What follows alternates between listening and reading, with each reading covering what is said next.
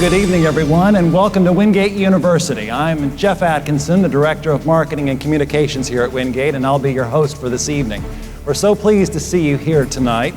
The Future of Union County, a night of debates, is the name of this event, and it's sponsored by the League of Women Voters, the Home News, and WUTV. This evening's three debates would not have happened without the strong support and the hard work of the League of Women Voters of Union County, who got all the candidates here. And this is the first time we understand that they've all been together from all three races, all on one night. So if you're with the League of Women Voters and you're in the audience, would you please stand now so that we might recognize you? Let's give them a hand.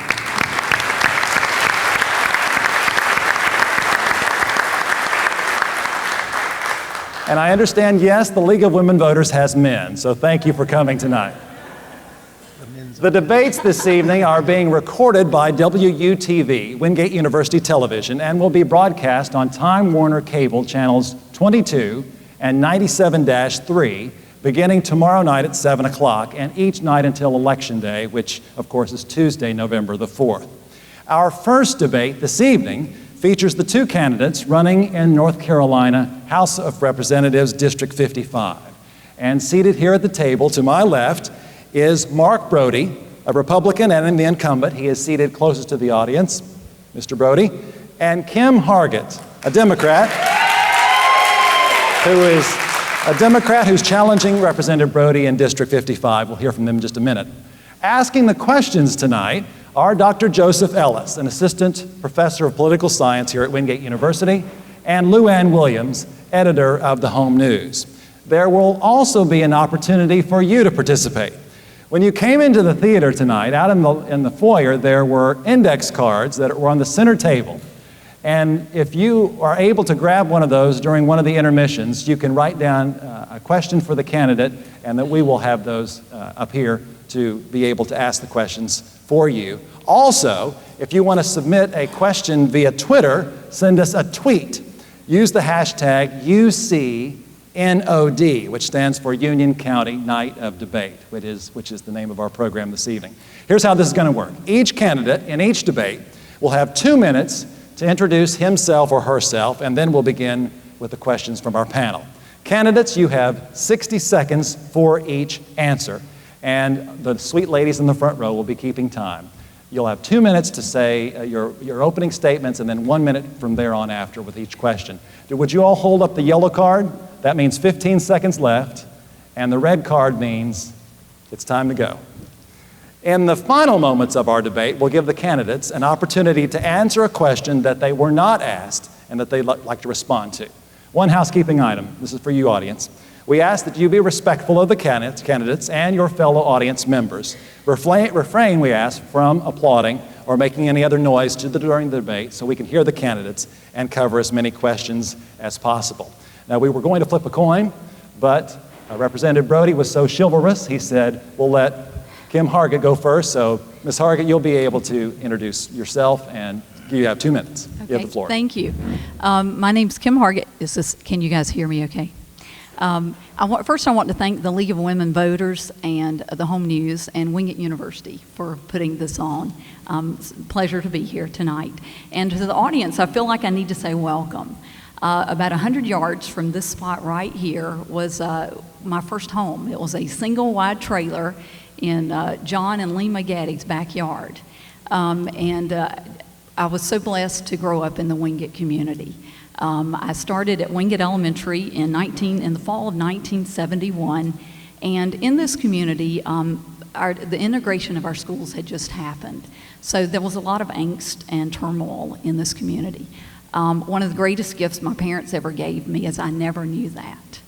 I feel it has given me a worldview that I treasure. Another way that the Wingate community has shaped me was being able to go to Wingate Baptist Church.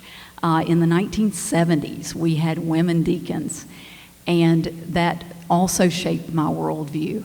And so it has never occurred to me to be afraid of anybody that looked different than I do, and it has never occurred to me that a woman couldn't do anything that she wanted to do.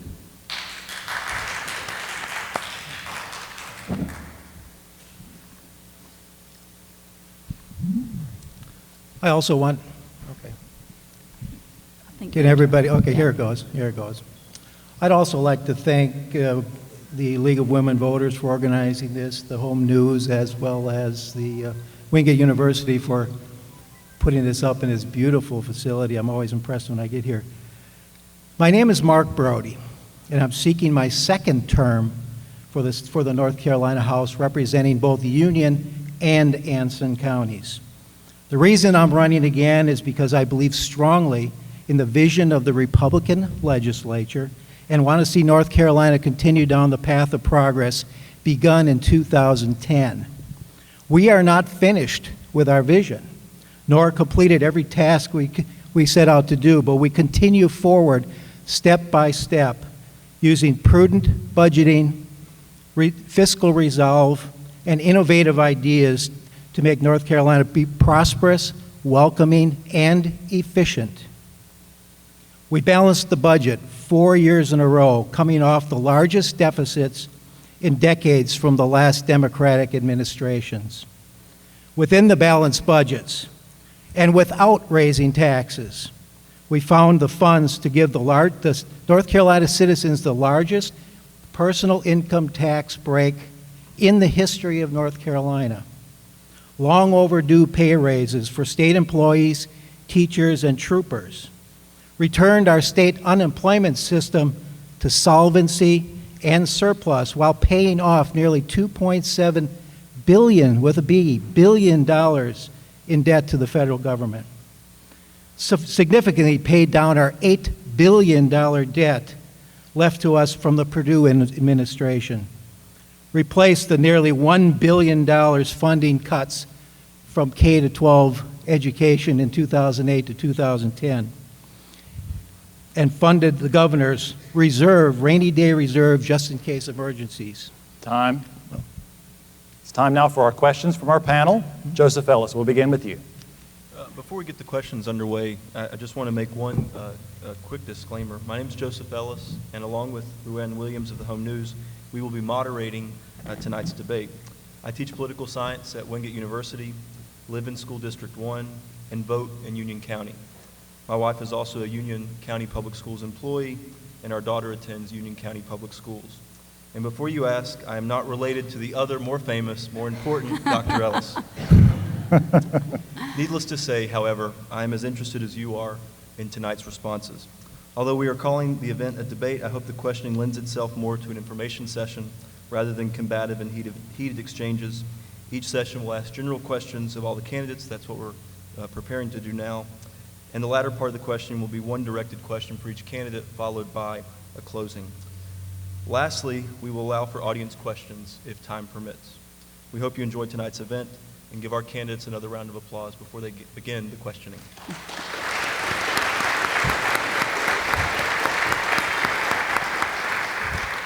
And with that, I'll turn it over to Luann Williams, and our first question is for Ms. Hargett.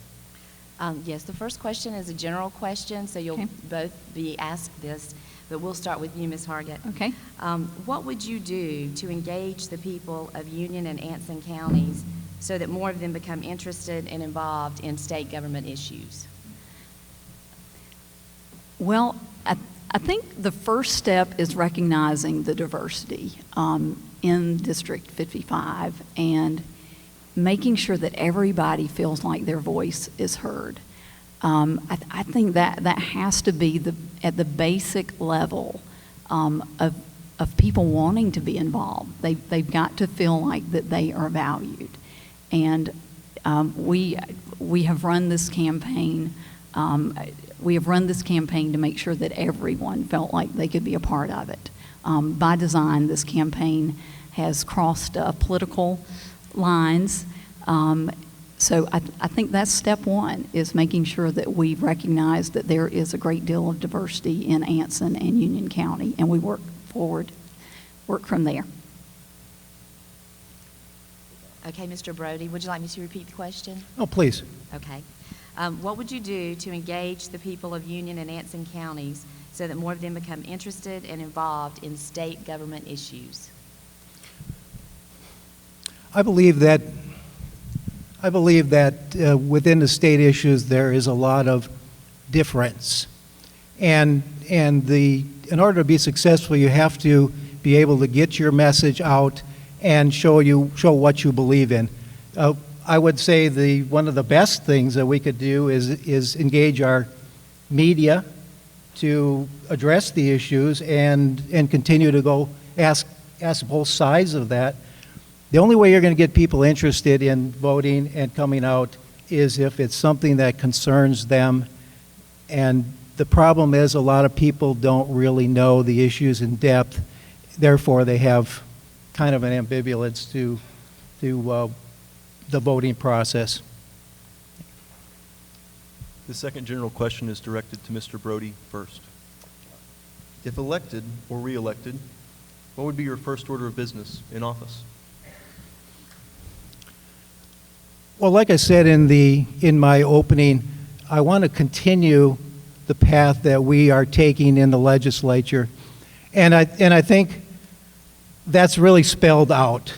There is big differences between the Republican agenda and the Democratic Party agenda, and we just need to push forward and present our ideas. Now, there are also things that we missed, so we need to address those items and go back to those. But basically, I am going to stand on my record and move forward with the agenda we set up, which is taxes, regulation, education, and general policy to help North Carolina economically grow. Thank you. Ms. Hargett? Yeah, you guys, you're going to think this is funny, but I actually have thought about this, and I have a really practical idea. We're going to set up a cornhole tournament, and it has to be one Republican and one Democrat, because that is what is missing. We have got to build relationships, and that the work that needs to be done in Raleigh needs to happen in those one-on-one conversations and in the committee meetings.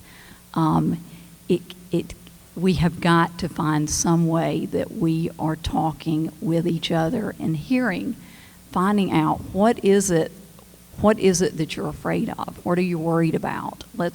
I honestly believe that we want the same thing. It's just finding out a way to do that honors everybody. So. Thank you.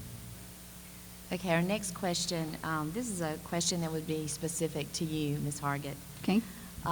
In response to recent campaign questionnaire, you had listed public education as a top priority and said that recent education decisions in our state have increased bureaucracy while lessening support. Mm-hmm. Can you give an example and tell us what you would have done differently? There were so many bills that should have never made it out of committee. The 25%, there's no way that bill should have made it out of committee. It was unworkable. Your taxpayer dollars were spent to pay hours. I believe Union County spent 500, maybe even 1,000 man-woman hours trying to do the research for that bill. And along the way, they just kept saying it's unworkable. And that was time that those people that you pay their salary, they could have been working to help the kids and providing support for the kids. But they spent hours trying to work through that bill. Okay, and this question would be for Mr. Brody. You have said the number one goal of the next legislature is to create an environment where we see job growth and a steady increase in our standard of living. What is one way that you would help make that happen if elected? Thank you very much for that. I want to look everyone in the eye and say there are 4 important pillars of economic growth in the state of North Carolina, and obviously ends up in Anson and Union County. They are tax reform, regulatory reform, education reform, and basic policy, which includes all the way from infrastructure to our legal tort system. Those are very important. There isn't a single one of those that stands on its own, because if you are going to do economic policy, you have to do all of them together. And when I believe very strongly in education, because I put it in that list. But education is not the number one. They all are the same. And you cannot grow this economy if you put all your eggs in one basket. Thank you. Thank you. Jeff, do we have any audience Twitter responses? I don't have any audience questions. Okay. Has anyone collected those yet? I do have one question from the audience, and I want to make sure that I state this correctly, and we'll have both candidates answer this question, and then I think we'll go to closing after that. We're running up against time. Union County is only one of 8 counties in the whole state to use a gas chamber for euthanasia. I assume this is for animals. What is your opinion of this? I bet that is for the sheriff. I bet, is that what that question is for? think so. I believe it's for the sheriff's candidates. Okay. Oh. Okay. Oh, I'll answer that. I do not micromanage Union County. Union County decides what Union County does, and I will stand by that. I don't micromanage Union County Board of Education nor the County Commission. They are the people that decide the function of Union County. As a state representative, we have our set-aside responsibilities, and they are not going all the way into the specifics of Union County. I will have to say that I have not researched that issue, but I would love, whoever's the most interested in that, I believe it's the lady back here, I would love to have a conversation with you. I don't have enough information on that, and I would seek out what you'd like to share with me. Thank you very much. Now we'll move to our closing, and Ms. Hargett, would you like to begin? Well, I'll tell you what, I'll be nice. I'll let you. Why don't you? Would you like to close first? There you go. I'll take it. I want to thank everyone for coming out. Believe it or not, I figured that this was going to last much longer, and of course the evening is only so long, and we can't get into a lot of the issues that I would have liked to gotten into. But I want to say that I dedicate a lot of time and effort in being a legislator. I go to council meetings, and there are some council members here that know that I appear there. Here's a promise I want to give you, and one that I kept last time. I read every bill that we get voted on. I read it, and I study it. Every bill that gets voted on, I know that. I get there at 6:30 in the morning when we're in session, and I leave at about 9:30, 10 o'clock, because I believe that if you're going to do this job, you're going to have to dedicate the time and effort to it. And that's my promise, and I will continue that. And I thank you very much once again for everybody coming out. I wish we could have had longer. Okay. I want to talk just a bit about tax reform, because I think we kind of missed the mark in North Carolina whenever we hit that. And I just want to give you this number: $150,000 a year. So that for a family income that's $150,000 a year, that's kind of the break-even point for the tax reform that this state just passed. Anybody that's below that, if your family income is below $150,000 a year, you are actually paying higher taxes because of the new fees that have been instituted. In closing, so I did want to mention that. But in closing, I'm so proud of the campaign that we have run. It has been such a pleasure getting out and meeting people in Anson County. By the way, at the Ansonia, they are having Steel Magnolias. Starts November 7th. That runs 2 weekends. So I hope everybody will get out and see that. It is a crown jewel, the Ansonia. Meeting people in Union County that I didn't know.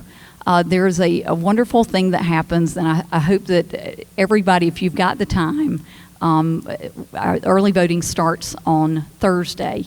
At the start of early voting, or the start of voting every day, it's a piece of Americana. The person that's at the poll steps out, and they say the polls are open.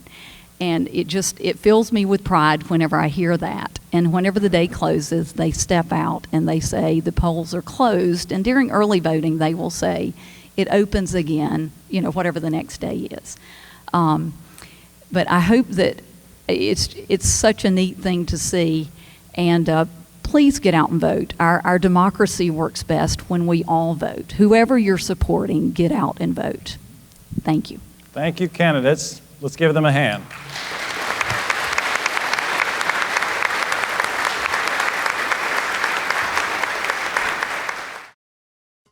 Your extraordinary future begins at Wingate University with more than 35 undergraduate majors and graduate and professional programs in the health sciences, business, and education.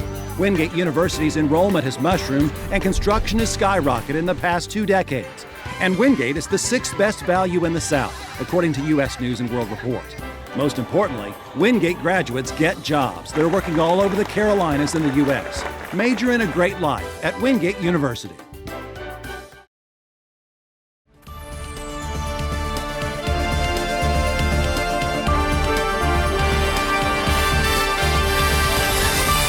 Our second debate this evening features the 2 candidates running for Union County Sheriff. At the table, to the audience's right, is Eddie Cathey, Republican and the incumbent, and Sandra Edwards Peterson, a Democrat, challenging Mr. Cathey. The candidates will have 2 minutes to introduce themselves, and we did flip a coin this time, and Sheriff Cathey, you'll go first. Thank you, and thank you, Lou Ann, Dr. Ellis, Jeff, Wingate University. It is a beautiful place, and before we go too far, I'm going to put a little notice in. We're going to have a gospel sing in the same thing on January the 3rd. So if y'all want to come, let me just say this. I am your sheriff. I've been your sheriff for 12 years.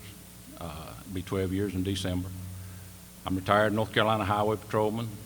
Worked in the city police department before I came on patrol. My wife, Ann, is in the audience.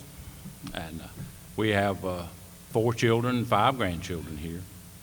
Raised here in our county, and we're very proud of Union County. We want to continue where we're going and the direction we're moving. We have a lot of things that we haven't got done that we want to do. So I'd appreciate you voting in November. Sandra Peterson. Hi, I'm Sandra Peterson. I was with the Sheriff's Office for 7 years. Pretty much did everything except for being a detective in the Sheriff's Office. At the end of the day, I think I'm wanting what every other citizen for Union County wants. I want good law enforcement. We want to feel safe, and we want to make sure that our concerns are being heard. All right, before we get to our panel's questions, a reminder, if you'd like to participate in the debate, send us your questions via Twitter using the hashtag UCNOD, which is Union County Night of Debates. Now our panel, Lou Ann Williams, editor of the Home News, and Dr. Joseph Ellis, Wingate University professor of political science. Thank you. We will begin with a general question, and I'll ask this first to Ms. Peterson. Public safety is typically one of the largest expenses for local governments and therefore for taxpayers as well. What are you doing, or what would you do to help ensure that they are getting their money's worth? I would make sure that our officers are well trained in their job. I also would cut down some of maybe the vehicle expenses, like the SUVs that the upper level drive, like the Tahoes, and remove those with less expensive vehicles. Okay. Mr. Cathey? Well, it's a big portion of county government. I think about 15% of county government, 15 to 18% of county government.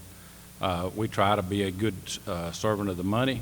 We turned in over $1 million back into the county last year. We're very proud of that. As she speaks, I don't know where she's going to cut. Law enforcement is law enforcement. The vehicles we drive are get good gas mileage. We have all types of vehicles, undercover cars. We have Priuses. We have all types of vehicles. You know, we strive hard to provide safety for you. You know, as an elected official, if you get on the county commission, you'll hear me say this. The sole job of an elected official is provide for public safety. So no other job is that important than public safety. And that means law enforcement, fire, rescue, and things like that.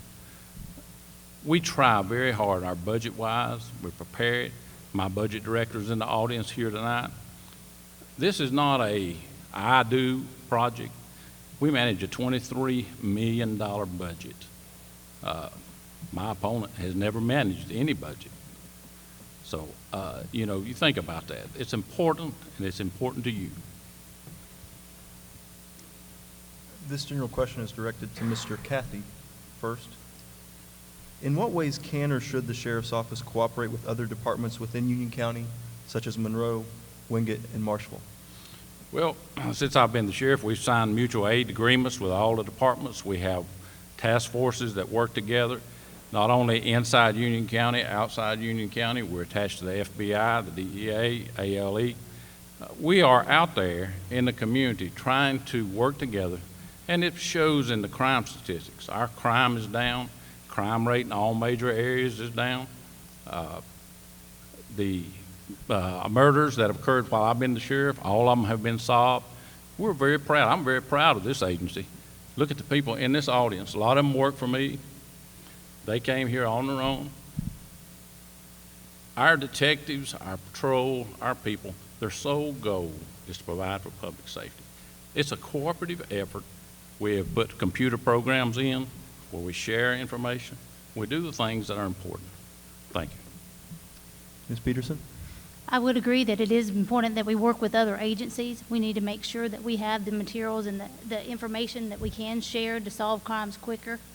There needs to be some sharing maybe through the internet and utilizing, say, Facebook and stuff and getting more information out quicker. Through your NCIC and making sure all agencies are aware of what's going on. Thank you. Okay, this next question is specific for Mr. Cathey. How has law enforcement changed in the dozen years since you were first elected sheriff? And can you give an example of modifications you've implemented to keep abreast of one of those changes? Sure. Very simple things have happened. It's been progressive. It's every day.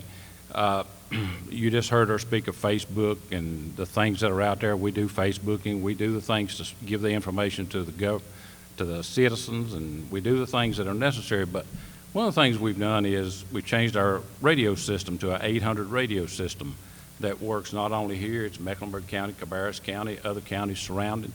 And it's an information sharing network. The president of the CIC is here in our county. It's a worldwide network sharing unit.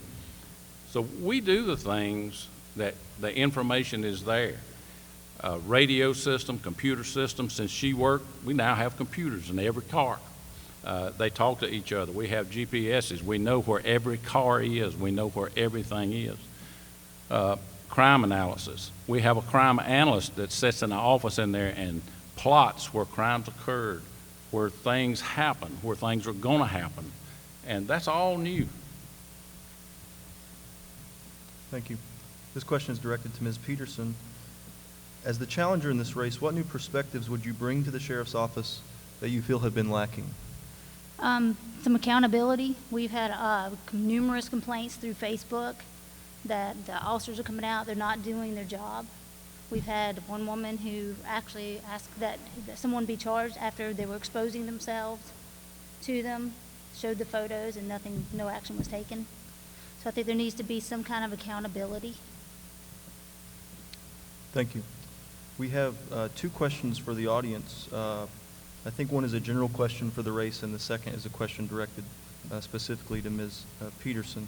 We'll let Mr. Cathey begin with this question, and then Ms. Peterson, if you'd like to respond as well. In light of recent reports of animal cruelty by shelter staff, if you were sheriff, how would you handle this? And the questionnaire says that perhaps a citizens review board. Well, I don't know what the Citizens Review Board would do. My opponent's in favor of Citizens Review Board. I guess that board is going to review my decisions and her decisions. We're the final answer in these agencies. To address the accusation that's out there floating on Facebook that she allows you to put anything you want on Facebook. Accusations, I've been called a racist. My family should be put in a gas chamber. She allows that on her Facebook. I should be put to death. I should be this. I should be that. The person that wrote that article on her Facebook is here tonight. But let me tell you this. She wrote how bad we were in 2004, 2005, 2006. She quit. She wrote this. Then it's miraculous. She reapplied this year. Me to hire her back. So, believe what you want to believe. Ms. Peterson, would you like to respond? Yes, there is accusations that the officers were shooting animals in the shelter, and it was brought up the chain back in 2004, and nothing occurred from it. The officers weren't even investigated. And there's also been since then another allegation from another citizen in Union County that witnessed another cruelty animal case. So I think that, yeah, they should be accountable for their actions. Can I address that just a minute? Yes, as long as Ms. Peterson can respond. Sure she can. Sure. Go ahead, Ms. The Patton. accusations she's speaking of, have you heard her give you any facts to back up those accusations? That's what they are, accusations from some anonymous sources. Folks, we don't operate like that. That accusation she speaks of is from 2003, not in our new animal shelter. That's an old animal shelter on Gold Mine Road. The officer that brought that out did not bring it to me, and she's actually sat in my office several times. She sat there this year and didn't bring it out till we didn't hire, and she requested that I change an evaluation on her record. These are things that are on that Facebook with no basis, no facts, not even her accusations. Sorry about that. Yes, I did discuss with this person numerous times, and it was brought up the chain, and it was handled through the chief. The chief told her to drop the allegations.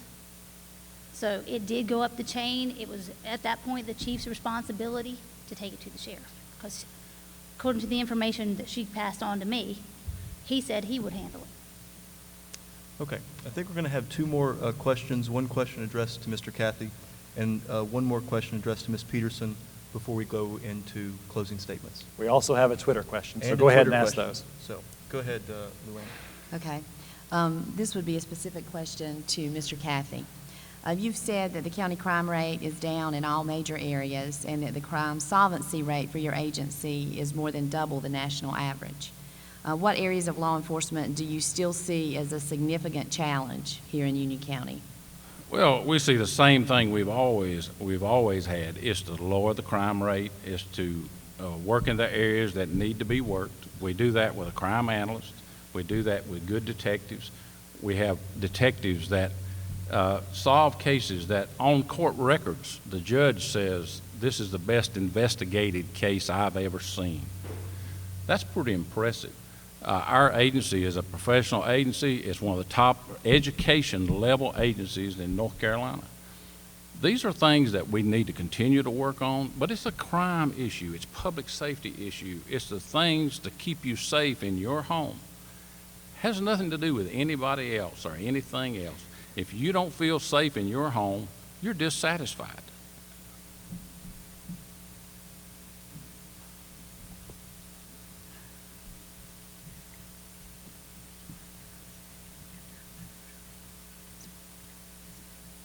Okay, this question would be for Ms. Peterson. Although you've worked as a deputy in the past, in recent years, you've worked as a school volunteer and substitute teacher. What has inspired you to want to go back into law enforcement? I was asked not only by some of the deputies to run, but I've always been in law enforcement pretty much since I was 19 years old. I did in-hall security. I've worked with the Community Service Bureau. So my background is in criminal justice. I have a criminal justice degree. So everything I've always done has been geared towards law enforcement.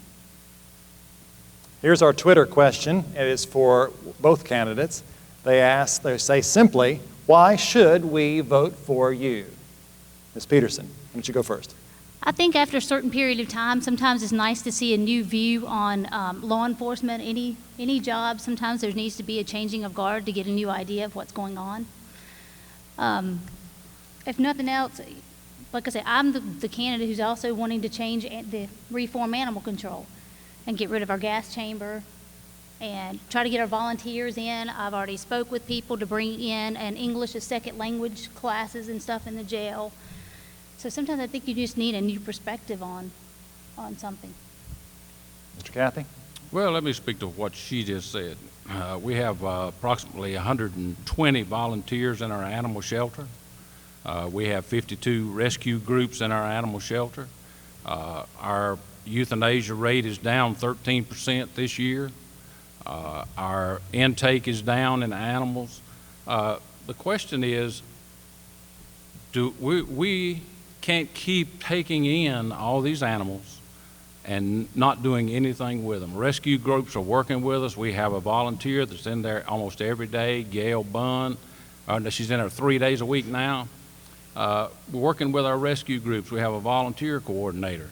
So those are things that are there, but those are the things that she thinks needs changing. We have one of the best animal shelters in the nation. We train other animal shelters. When Chesterfield County had problems, they come to us to straighten it out. Moore County, other counties come to us. Thank you. All right, 60 seconds for final statements from both candidates, from each candidate. And who began? I'm trying to remember. Sheriff Cathey, okay? Okay. First, I'd like to kind of respond to his last statement. There was only one animal given to a rescue group in January before the election started. Rescue groups have only been allowed in since then, and Gail Bunn started working after the election started. When you go to vote, I'd like for you to keep in mind that since the sheriff had took over, the DARE program has been cut. The adult ride-along program was stopped. Not only that, 45,000 animals have been put down in our animal shelter. We are one now of 8 counties still using a gas chamber, and it can take 30 minutes for an animal to die in that gas chamber. In 2009, Michelle Starnes, our animal control officer, proposed the new Leash on Life program. It is still in progress 5 years later. So I don't think that Union County can afford to keep going down the same path.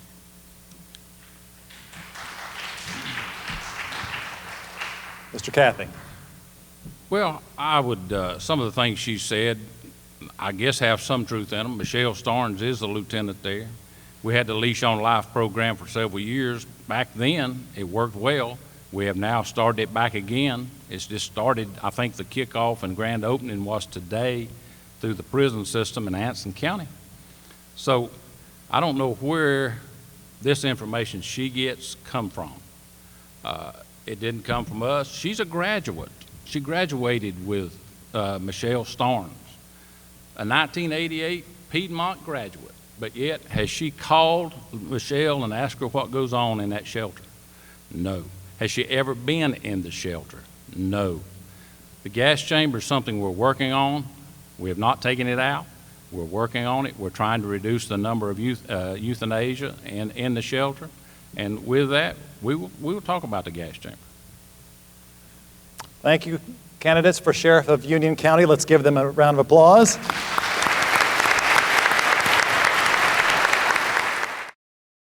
Planning your next step in life? Come complete your education in a dynamic, caring environment at Wingate University. Enrollment and construction have skyrocketed in the past 2 decades as students pursue challenging and rewarding degrees in fields like the health sciences, business, and education. U.S. News & World Report has named Wingate University the 6th best value in the South. Visit one of our 3 great campuses, Wingate, North Carolina, Hendersonville, or Charlotte, or check us out at wingate.edu. Major in a great life at Wingate University.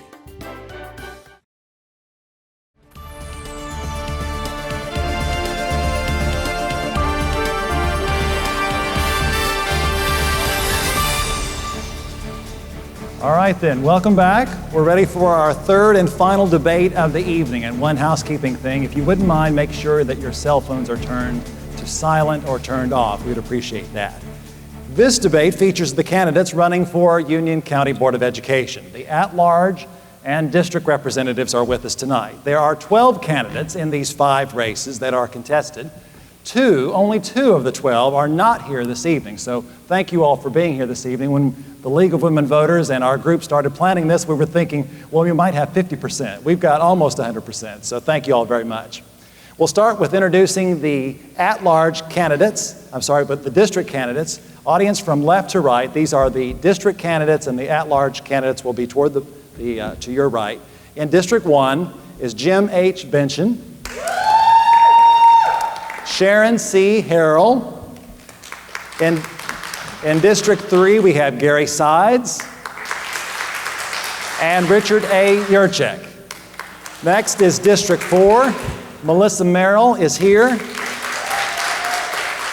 Unfortunately, Casey Carver and Monica Frank could not be with us this evening from District 4. In District 6, we have Jason Marton and Marce Savage.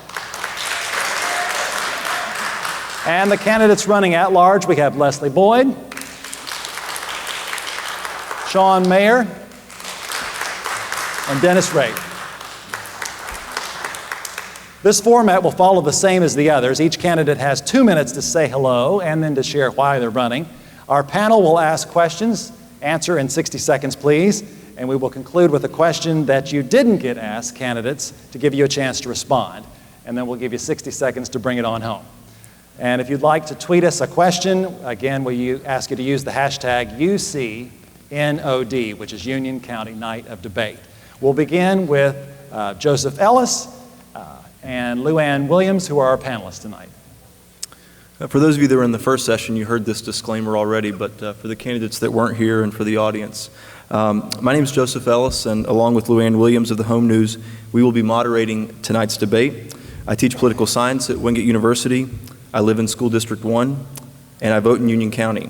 My wife is also a Union County Public Schools employee, and our daughter attends Union County Public Schools. And before you ask, I am not related to the other, more famous, much more important Dr. Ellis in the county. Needless to say, however, I am as interested as you are in tonight's responses. Although we are calling the event a debate, I hope the questioning lends itself more to an information session rather than a combative and heated exchange. Each session will ask general questions of all the candidates. The latter part, the question will be directed at one particular candidate. In the case of the school board, a question will be addressed to the district, if you're districted, and the at-large, for the at-large candidates. Lastly, we will allow for audience questions as time permits. We hope you enjoy tonight's event and give our candidates another round of applause.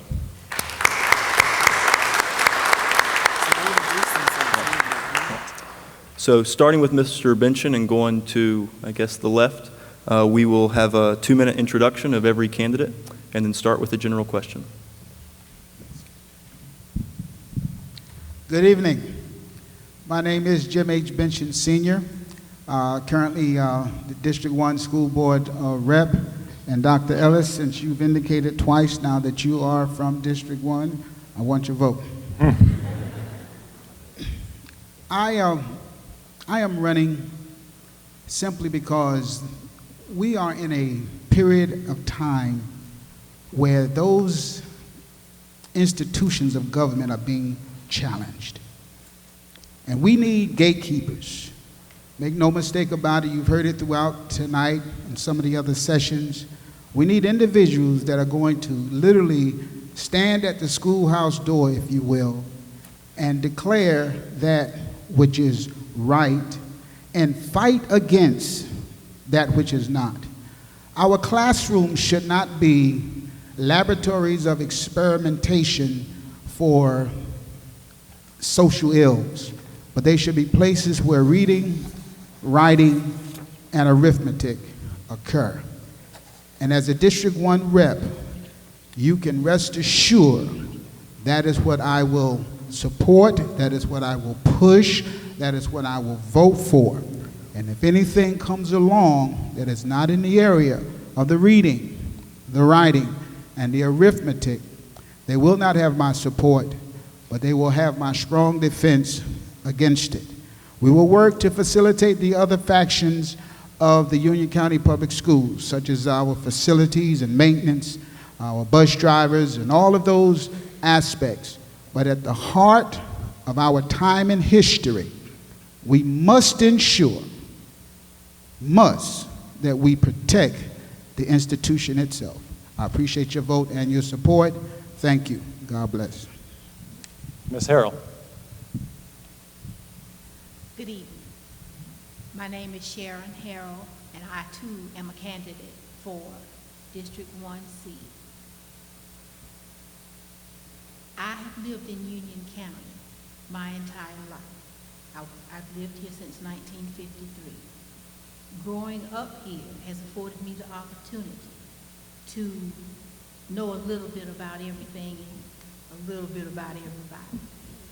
But the one thing that is critical for me sitting in this chair tonight is the fact that having had the opportunity to attend Wingate University and earn a master's degree in education, and taking that education into the classroom as a classroom teacher, following that to work with students as a school counselor, and for me, the ultimate opportunity to work as a school system social worker until my retirement in 2004.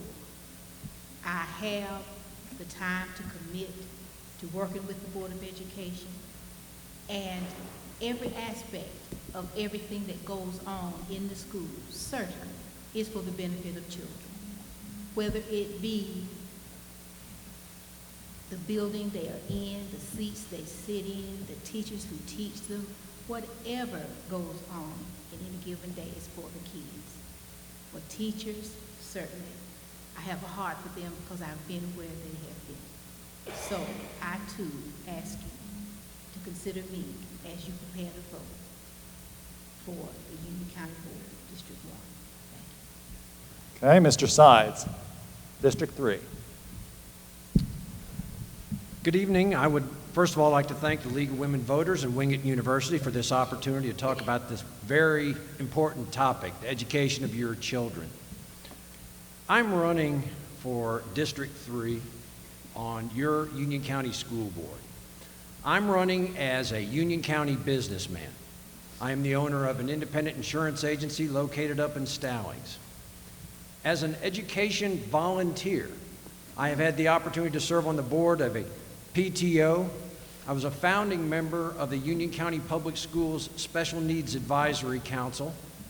And for the past 3.5 years, I've had the honor to serve on the executive committee for the Union County Education Foundation, the foundation by which next week we will be delivering another $20,000 of classroom mini grants in classrooms to teachers throughout the county.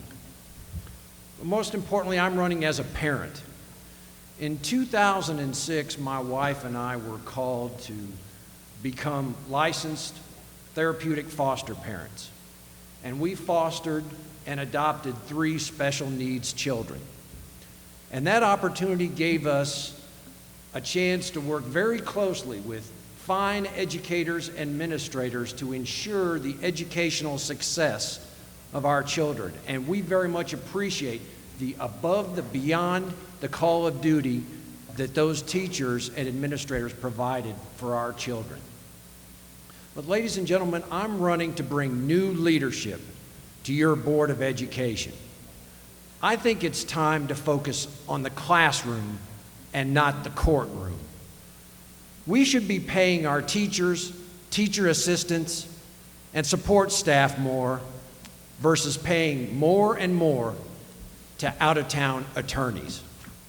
I hope on Election Day you will choose sides. Thank you. Mr. Yercheck, District 3. Good evening. I'm Richard Yercheck. I'm the chairman of the Board of Education for Union County, and I'm also a candidate running for re-election for District 3. I have my wife and one of my daughters here in the audience this evening. My wife, Brenda, and I have been married for the past 20 years. I have 2 daughters. My oldest, Tori, was recently redistricted from the Piedmont cluster to the Monroe cluster.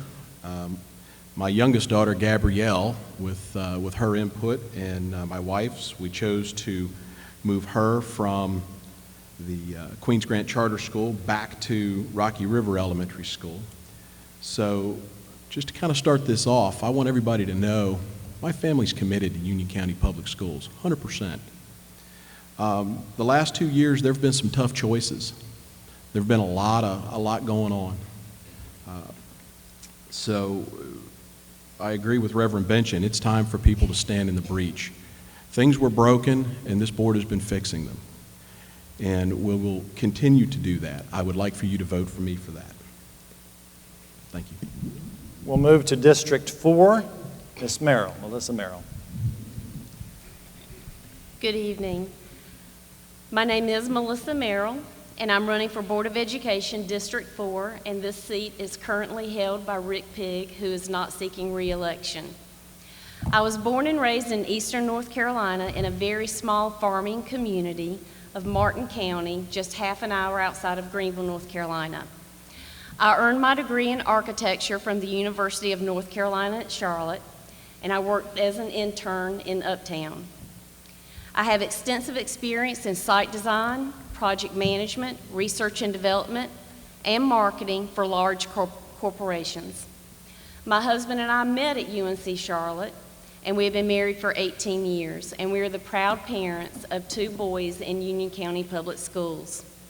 Our oldest son is 15, and he is a sophomore at Porter Ridge, and our youngest will soon turn 13. We'll have 2 teenagers in the house, and he is a 7th grader at Piedmont. We moved to Union County in 2005, primarily based on the outstanding record of Union County Public Schools. I have volunteered in our schools for over 9.5 years. I have served on PTO.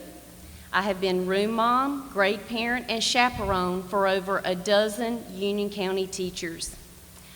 I volunteer for Porter Ridge Athletic Booster Club, and I am the very proud parent, team parent for Piedmont Middle School's very first cross-country team. I am also in middle school ministry at Hickory Grove Baptist Church, and I serve on committee for Boy Scouts of America, Troop 65. I am confident that I have the professional and personal mindset to begin restoring relationships with our county partners, and I am eager to take the next step and serve on your Board of Education. We'll move now to District 6, Jason Marton. Good evening, and thank you to the League of Women Voters, Home News, and Wingate University for hosting this forum. My name is Jason Marton, and I'm running for the Board of Education in District 6. Quick background, my wife Jessica and I moved to the Charlotte area in 2001. We settled in Union County in 2002. We have 2 boys, Jackson and Joshua, who are both attend Union County Public Schools, and we are active in the community with our church, schools, Cub Scouts, and sports. I have degrees in management and marketing from Florida State University and an MBA from the University of Nebraska. Professionally, my background is in financial services, like many in Charlotte, focusing on strategic planning, process improvement, program and project management on a national scale. Now I'm running for the Board of Education to ensure District 6 and the board as a whole has a voice that is committed to the long term, to ensure we are student-centered, teacher-focused, and community-powered. Now what does that mean? It means understanding that students are our most important customer. It means believing who is in the classroom is more important than the classroom itself, and focusing on our teachers and staff. It means realizing that the health and well-being of our schools and community are intertwined and engaging in productive dialogue. Now to achieve that vision, we have to be grounded in long-term strategic planning. Planning for growth by working with our municipalities, understanding our capacity triggers, and researching innovative teaching methodologies and next-generation facilities models. It means planning for how we educate our students in an ever-changing environment. And it means planning for how we will incent, develop, and retain our teachers and staff. I have the experience exactly where the need is, and I look forward to the opportunity to serve District 6 and all of Union County. Thank you. Ms. Savage. Hi, my name is Marce Savage, and I'm the current District 6 representative. I have been an active volunteer in the schools for 15 years. I have served on PTA, PTO, and PTSO boards every single year. My husband and I have 3 children, and my oldest is now a sophomore in college. I also have a senior in high school, and my youngest is in 6th grade. Before I was elected to the Board of Education, I was a community involvement coordinator at South Providence here in Union County. I still volunteer at South Providence since they have no parental involvement, nor is there any type of parent-teacher board to support the staff or the students. I'm also an IEP surrogate in the county. I currently sit on our curriculum committee and strategic planning committee. I'm a huge advocate for working with communities and businesses as our education in Union County continues to improve. My focus is on students and student achievement. Curriculum is extremely important to me. I would like to see us have more continued partnerships within the business community and creating our learning academies. Our language immersion programs are dynamic, and it is exciting to see their demand, and I would like to be able to help continue that program to grow. In order to have programs such as these, in addition to our traditional curriculum, we must have quality teachers and also maintain our teacher retention, which is a major concern for all parents. It is also vital that the teachers receive the support that is needed in the classroom and within their training. Another key thing is trust and communication with our board and our administration. It is imperative that our Board of Education work diligently to repair the lines of communication with the families and the stakeholders in our county. Our stakeholders need a seat at the table, and accountability is the key to our success. Thank you. We'll now move to the at-large candidates. Leslie Boyd. Good evening. My name is Leslie Boyd, and my husband Isaiah and I have lived in Union County for 10 years. We have 3 children, Isaiah III, who's studying at Clemson, and 2 elementary age girls that attend Union County Public Schools. I graduated from Radford University with a degree in business management, and I currently have worked with the federal government, Department of Homeland Security, for 23 years as a dual role as a facilities program manager and facilities contracting officer. I have a passion for volunteering in the community. I've been a member of the board of directors for 4 years for Turning Point Domestic Violence Shelter, which is the only domestic violence shelter in Union County, and I've been blessed to serve as their president for the past 2. I volunteer in the classroom with my daughters, and I co-led my daughter's junior Girl Scout troop. I will represent all of the children in Union County. Although I do live in Waxhaw, there is not a school in Union County that I would not send my children to. I bring to you a fresh new voice, running for the right reason and for the right people. Our children, their parents, the teachers and the teacher assistants who I will work to support, encourage, and retain, our cafeteria workers that feed them, our bus drivers that get them to and from, and our custodian and maintenance workers who keep our schools safe and clean. And last but not least, but the community. If you do not have a child in the school system, you are just as important. You pay taxes, you're part of our community. I don't think there's anyone that can argue that an educated community is a prosperous community. I will always be proactive and not reactive when it comes to addressing school needs, whether that be growth, facilities, or whatever the issues are. Thank you. Hi, I'd like to thank everybody for being here and for the university for putting this on with the League of Women Voters. My name is Sean Maher, and I'm running for Board of Education at large. I have my beautiful wife, Allison, here. We have 3 children. Zachary, who's 16, is grandfathered into Cuthbertson High School. My Dawson, 11, is currently at Sun Valley Middle, and my daughter, Lacey, is at Wesley Chapel. My family moved here in 2005 after I retired from the New York City Police Department, where I spent my career in Times Square. We came down here to be closer to my family, who've had roots here for a long time, and we picked Union County mostly because of the schools. We researched a lot of areas, and we saw that Union County was up and coming, and the schools were better than anywhere else in the state. Part of the reason I'm running is to make sure that we can continue on that cycle and bring trust back between the board and the parents that I feel has been lost in the last couple of months to a year. One of the things I have to help do this is a focus plan. In my focus plan, I talk about facilities. I plan to work on making sure that every one of our facilities undergo the needed changes and repairs that will ensure that every child in Union County attends a facility that is safe and promotes a positive learning environment. Next in the plan is open dialogue. It is imperative that we as a Board of Education openly share with our stakeholders. We must work together with parents and our staff to ensure that everyone has a seat at the table and that every voice is being heard. Following up with that is collaboration. I plan to work hard to bring collaboration to our process. It is my goal to reach out and work together with our county commissioners in an effort to reduce the $91 million jury award. We have to have a goal that this never happens again. To focus on the true needs of our schools instead of the wants of some, and by focusing on our true needs, we can provide to all our schools as we work to reduce unwarranted spending and help keep our taxes low. I'm out of time, but I'd like to thank everybody again, and I hope for your vote. Thank you.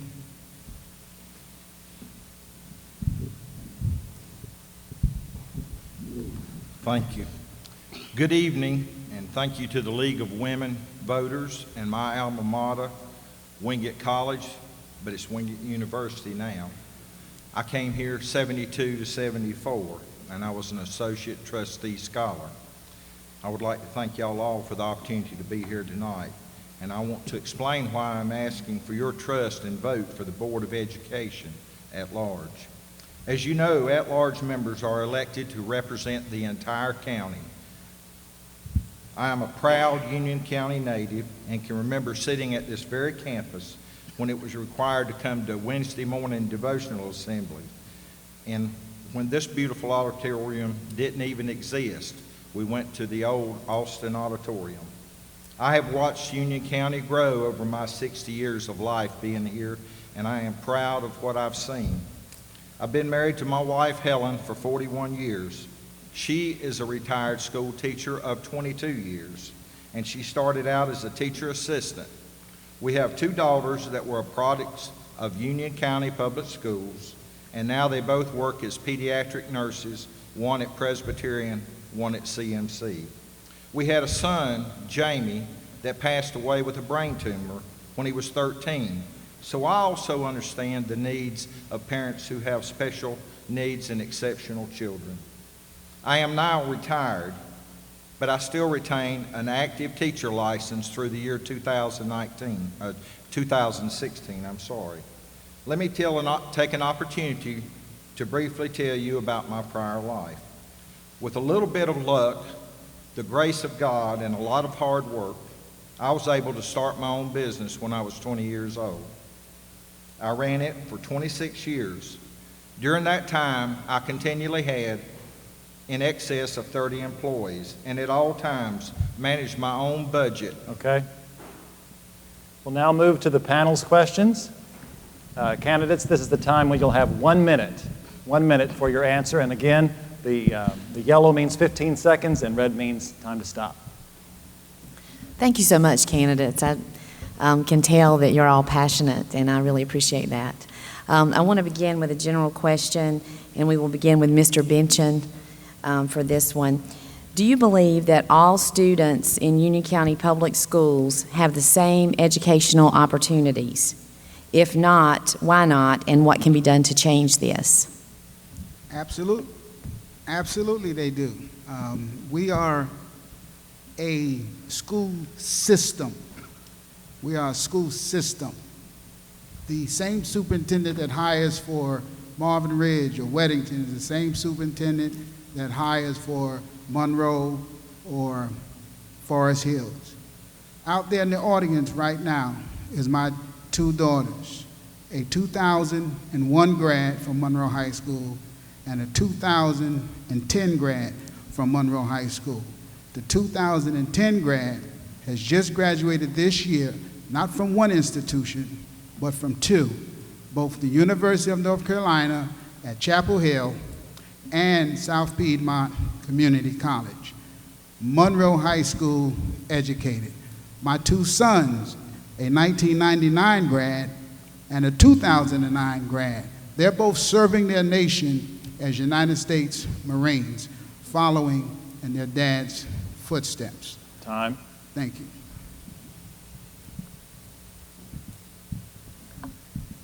Ms. Harrell, would you like for me to repeat the question? It is, do you believe that all students in Union County Public Schools have the same educational opportunities? If not, what can be done to change this? I do believe that the educational opportunities for all the children are available.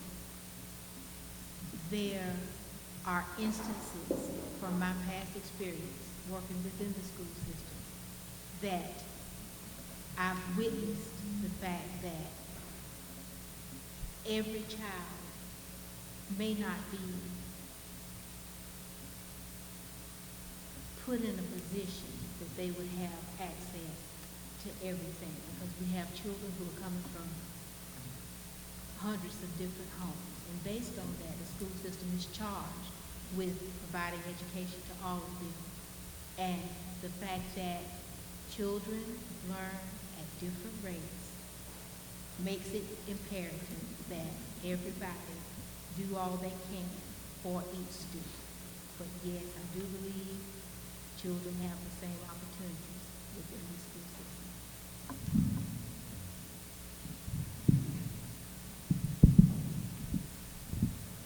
I think it's essential that all students do have an equal opportunity, because I have seen firsthand that education is the means for those that were not born with financial wherewithals to excel through education. As I mentioned earlier, I'm the parent of 3 special needs children, and that is a special interest to me. And if elected, I would propose that the board establish an EC committee, just like for facilities and curriculum and financials, that the focus be of that committee to develop a long-range plan that we can work towards inclusion of our special needs children that have IEP plans or 504 plans, so they don't have to be segregated. They can be integrated into the community, which studies have shown can provide them better opportunities. So that would be a special interest and focus of mine if I'm elected. Thank you.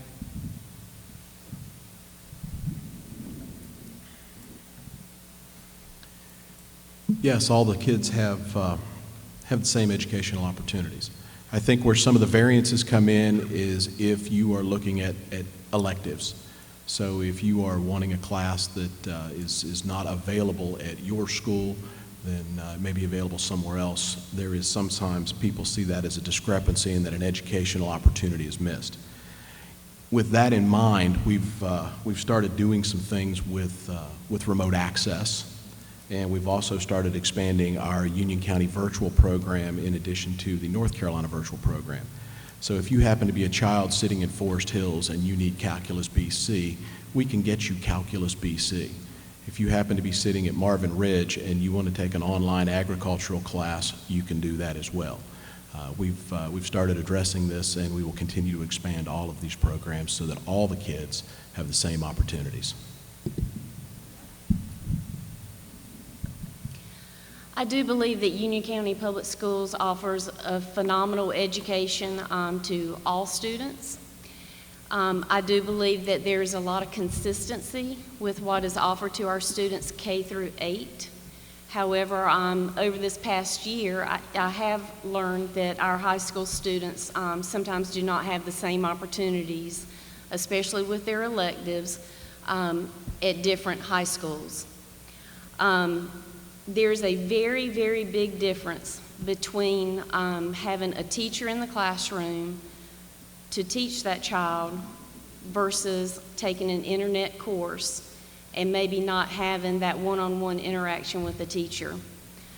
Some of our schools do not have the same language immersion programs across the county, and many of our schools do not have the same sports and clubs after school for these students. And so I do think there is some inconsistency that could be improved. Yes, I do believe that across Union County Public Schools, our students do have the same opportunities. But I believe they may not have the ability to take advantage of them. And so how do we continue to innovate? How do we continue to improve? What methodologies can we use to help us along? Blended learning to improve student-teacher interactions. Partnerships to bring items like Wi-Fi hot zones to students that don't have those. We need to continue to look at those types of partnerships to make sure they can take advantage of these opportunities.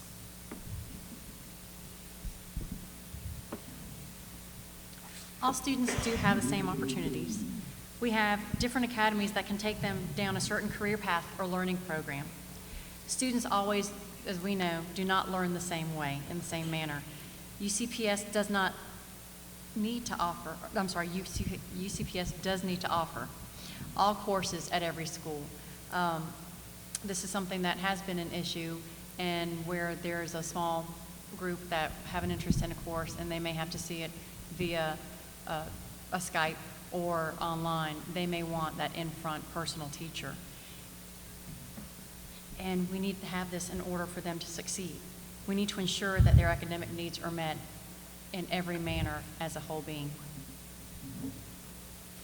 I do believe that each child in UCPS does have the same opportunity, but I'll twist it a little, the opportunity to grow and to learn.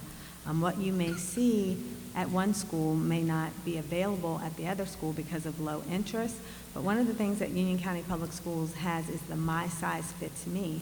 So what is right for one child may not be right for the other. So I do see many opportunities for children to find their niche, whatever that niche may be. They have evening classes for parents that need help on the farm. They have at-risk programs. So when I say opportunities, I see that as a way to grow and to learn, and I definitely think that Union County Public Schools offers that. I believe Union County does a great job, but I do not believe that there is equal parity between all the schools. I know that is the goal, but I don't think it's something that we're currently at. We need to work harder. With regard to children with disabilities, Gary and I have spoken at length about this issue, and we agree, as this is something that's personal to both of us. I'm a full believer in inclusion in the classroom. I was a EC teacher assistant at Weddington High School, so I know how the system works, and we've had some meetings, and I agree with Gary about setting up the advisory board to truly incorporate parents' views more and bring them into the table. I've been a long-time advocate for this, but that's not the only area. I think all students need to be given the same opportunities. Our curriculum is different in some of the other schools because of what's available or not. Some schools have Chinese, some don't. I mean, this is something we need. I know we have online classes, and we continue to do a great job, but we're just not there yet, and it's something I think we need to continue to work hard at. Would you please repeat the question? Certainly. The question is, do you believe that all students in Union County Public Schools have the same educational opportunities? If not, what can be done to change this? I think there is a disparity of what's available, although sometimes it may be created by a lack of interest. I know they have Chinese offered at some of the western schools, and I'm sure it's probably not offered in the eastern part. But I think what we have to look at is making everything available that is needed by the children. I'm a strong believer in support for the classroom teacher. That's where I spent 15 years, where my wife spent 22. We have got to get community involvement in these lower performing schools, and we have got to, I think one way to do that is through individual school advisory boards. I would like to get community input so that we can know as a board what we need to work on at each school. Thank you to all our candidates. This will begin our round of directed questions to each district, so the 4 districts and the at-large candidates will each get unique questions. This question is for the candidates in District 1, and we'll begin with Mr. Bention. District 1 includes both urban and rural populations, tremendous racial and ethnic diversity, and a student population also comprising economic hardship. Is representing District 1 a unique challenge? If so, how? Did you say, is it a unique challenge? Is it a unique challenge? For years, I have stated to anybody that want to listen, that District 1 student body, parents, want the same thing as every other district student and parent. Are there circumstances in District 1 that may not exist in some of the other districts? You yourself just indicated the type of district that we are. And so the mere fact that we have the clientele that we have in our district, we are supplying the student body with the necessary tools. A lot of this has to do with, we have to take accountability for ourselves and ensure that as parents, we're getting our children up in the morning. As parents, we're making sure that they're doing their homeworks at night. We have to be a district that sustains ourselves. Would you like me to repeat the question? Sure. District 1 includes both urban and rural populations, tremendous racial and ethnic diversity, and a student population that also comprises economic hardship. Is representing District 1 a unique challenge? If so, how?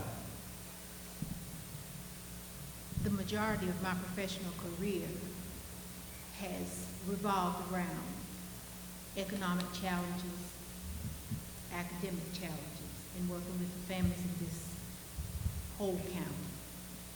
I do feel with the opportunity to pull people together, one of my my major platform points is increased parent involvement on every level, whether it be at school board meetings, whether it be in the children's schools, interaction with the teachers, and having worked as a social worker, I know what it's like to go to the home of a parent who's afraid to go to the school because their experiences were not good.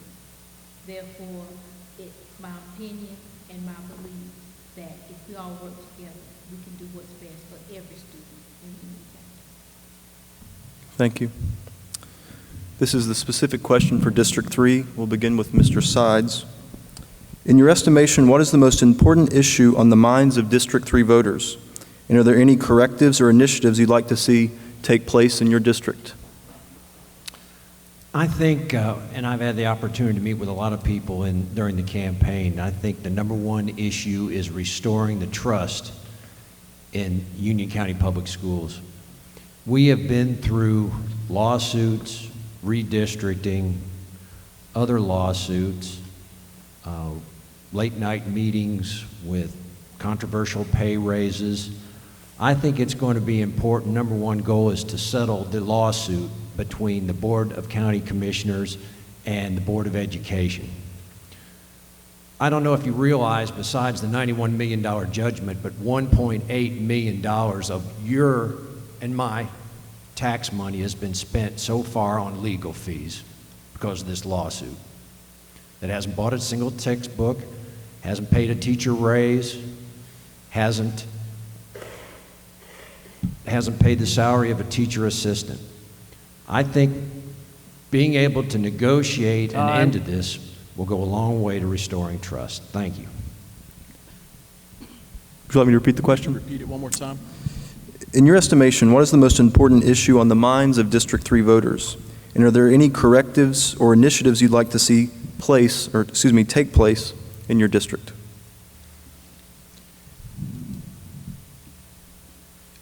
I don't think this is going to be specific to District 3. I think the issues on the mind for all the voters in Union County are the needs of our children. And can we continue to move the classroom forward? Can we do that in a manner that provides our children an education that allows them to compete not just in the 21st century, since we've graduated 2 classes in the 21st century, but we're now talking about moving to the 22nd century. So we can talk about the lawsuit, and we can talk about offers to settle, we can talk about money that's been spent doing all of that, but on the minds of District 3 voters, it's, are you going to get my child prepared to go to college, and are you going to get my child prepared to compete in a global society? Thank you. This question is for District 4 and Ms. Merrell. Before we do that, I would like to note that Mr. Carver was planning to be here tonight but had a family emergency, and so that is why he is absent. Ms. Merrell for District 4. District 4 is bordered by 4 other North Carolina counties: Anson, Stanley, Cabarrus, and Mecklenburg. If you were to pitch someone from these adjacent counties to move to UCPS schools, what would you sell them on? I'm sorry, what? If you were to pitch someone from these adjacent counties to the UCPS schools, what would you sell them on?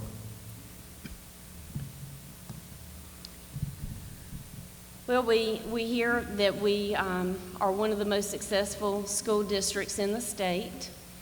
And just me personally, if you go on many of the internet websites and research our schools and look at all of our test scores and our graduation rate, Union County is a wonderful place to raise a family and send your kids to school to get a quality education.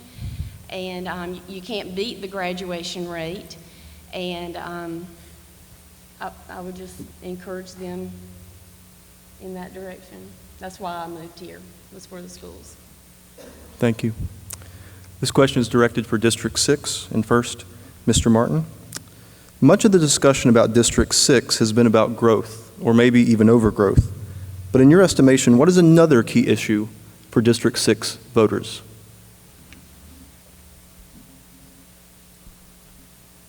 To me, the number one issue, and I don't think it's just District 6, I do think it's the county as a whole, is its lack of a clear vision, its lack of long-term planning, it's being reactive instead of proactive. We must know where we're going. We must have goals. We must have benchmarks. We have to inspect what we expect. And we have to have a feedback loop with the community. We have to get voice of customer. We've got to get, what we said at work, voice of associate from the teachers and staff. If you don't know where you're going, you're never going to get to the right place. And we've got to make sure we're doing that. Thank you. Would you like the question repeated, Ms. Savage? No, I'm fine, thank you. I believe that we need to learn how to plan accordingly for growth without disruption to the students. We need to establish a smart growth plan that will allow students to stay where they are currently studying and not have to worry about changing schools every few years. And that helps them maintain a sense of community. And most importantly, we need to have the community, being our neighbors, parents, the business community, have that buy-in and the seat at the table when we're planning for these growth stages. Thank you. This is the question for our at-large candidates, and we'll begin with Ms. Boyd. An at-large candidate represents everyone in the district. How would you go about establishing relationships with the various constituencies throughout the county? Well, I've already begun that beginning this summer up until as recently as last night. I have visited 9 town council meetings.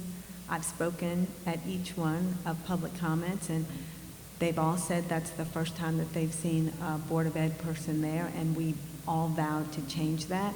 I have met with current county commissioners as well as future that are elect, and we've all vowed to come together and put a seat at the table, because we're Union County, we're one. We're not Indian Trail, Waxhaw, we're one, and where one falls, we all fall. It's all of the planning that we do, whether it be growth, teacher retention. We need to come up with a county-wide plan, and everyone has promised me. I've talked to council members individually, mayors, and we're all truly committed. So that seed has already been sowed. Thank you. Part of my focus plan speaks about collaboration, and that talks about how we have to have the Board of Education, the county commissioners, and the municipalities all work together across this county to be a success in this county, whether it be the schools, our tax base, or anything else. I have done a very strong job of reaching across this county. I've spent time in every area of it talking to people in the east, the north, the west, all over, and I'm getting a very good response. People are tired of the fighting. They're tired of not working together. We have disagreements. We'll continue to have disagreements. But we have to have a common goal to work together for the betterment of this county as a whole. And until we do that, which is what some of us here are speaking about, we're going to continue on the same path. So my biggest issue to do that is to reach out to every school. I have time as a retired officer. I plan to visit every school regularly, visit with their councils, see what their true needs are, and bring that back to our other elected officials so we can work together and move forward. Thank you. In talking to the people from all over this county, the constituents want honesty from this Board of Education. The people who are in school districts in the West, they want to know that they'll stay there. And to them, I would say, would work to meet the needs of the building. To the people in the East who are in 50 and 60-year-old buildings and want to know why can't we get something better, I would tell them I would work to bring you improved or new buildings. They also want honesty and transparency, and they want to be able to ask something and be told the truth the first time. They don't want to have to go through hunting missions to get the truth. And also, I would say I would end this lawsuit. I would sit down with the commissioners. I think everybody's in agreement. It's time for us to focus on the children and get out of the courtroom. We have some folks who are asking questions via Twitter. Perfect. And Jeff, perhaps we could begin with Mr. Rape and then move to the other way. Is that Sure. okay? This is a two-part question, and it can be answered very quickly to allow us to get to some other questions. How much have you spent on your school board race, and have you complied with campaign finance requirements? How much have you spent on the school board race, and have you complied with the finance requirements? Yes, sir, I have. I have filed all the reports in a timely manner, and how much have you spent on I your invite race? you to call John Whitley at the Board of Elections, and I'd be glad to share them with Mr. Rushing after the meeting if he wants to know.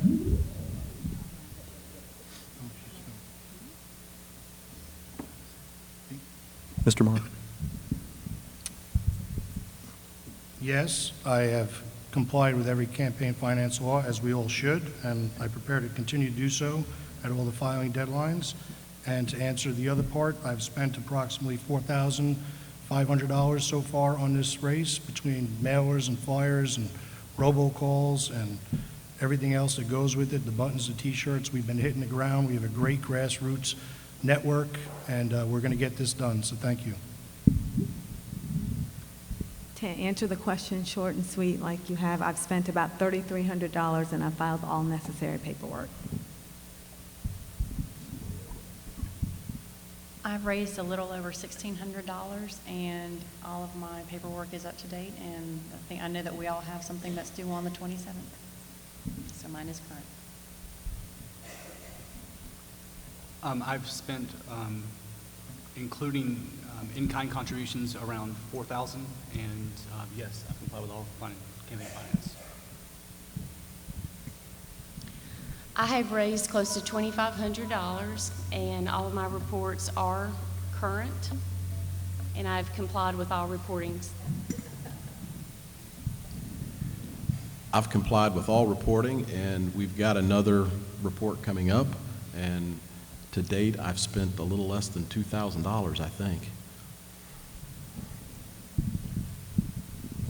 Well, I feel like the poor man of the group. My wife cut my allowance, so I've only spent about $600. I invested a lot more in sweat equity.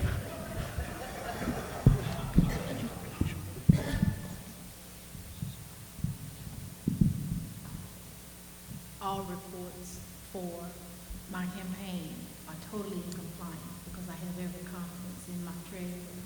And I think a conservative estimate as to what has been raised is approximately perhaps $900.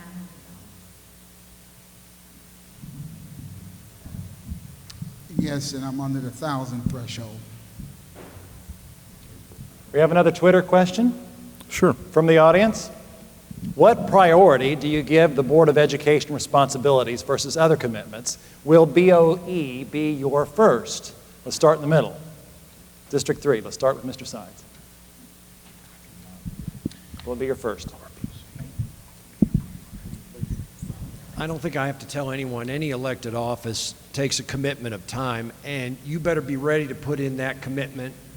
It takes a sacrifice from your family, your work, and all other outside interests you might have. So my wife and I did a lot of soul searching before I made the commitment to run for this race, that if you're in it all the way. There are committee meetings early in the morning during business hours. There are Board of Education meetings in the evenings, and there's your homework to be done as well. So it takes a commitment, and I'm all the way in. Jeff, could you repeat the question, please? What priority do you give the Board of Education position versus other commitments, and will BOE be your first? District 3, Mr. Yercheck. The first priority is always going to be church.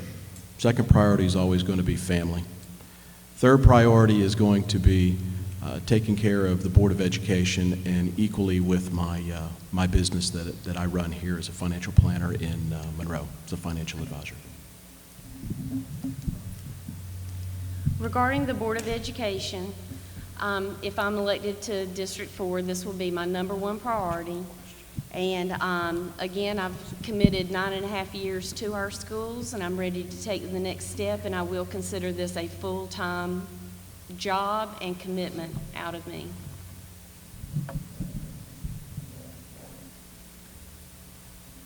So I discussed this with my wife, and we prayed about this, and yes, it will be my only commitment outside of my job and my profession.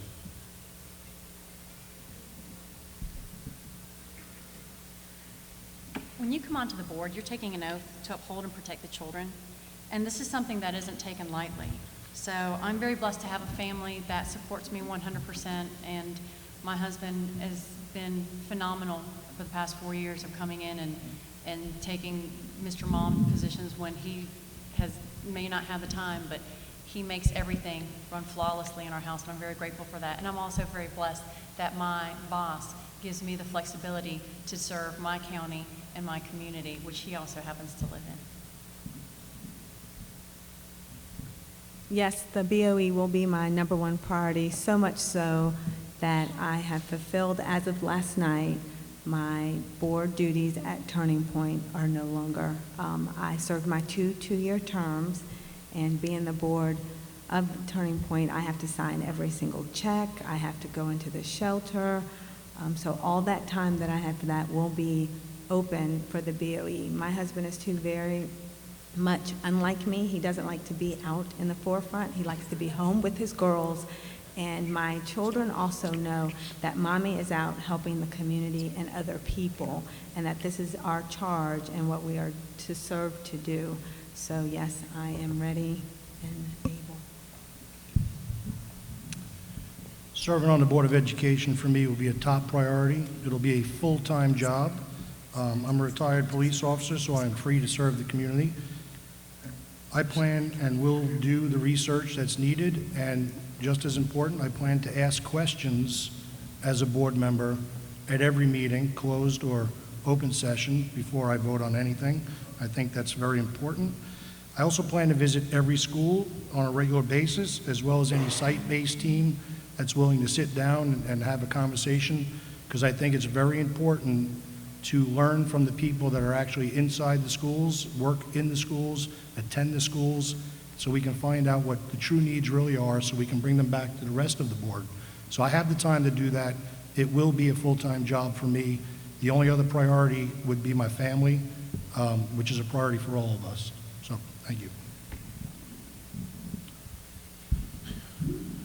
I am retired, so I would focus my 100% time on the school board seat if I'm lucky enough for y'all to put your trust in me. My family's involved in our business of rental and commercial property, and they have assured me they can handle it for me to pursue this passion, because it would be a continuing legacy to help take elevation to the next level in this county. These two down here didn't get to answer. I think it's obvious with me, God, family, work. And we are an excellent multitasker. And we get it all in, whatever needs to be done.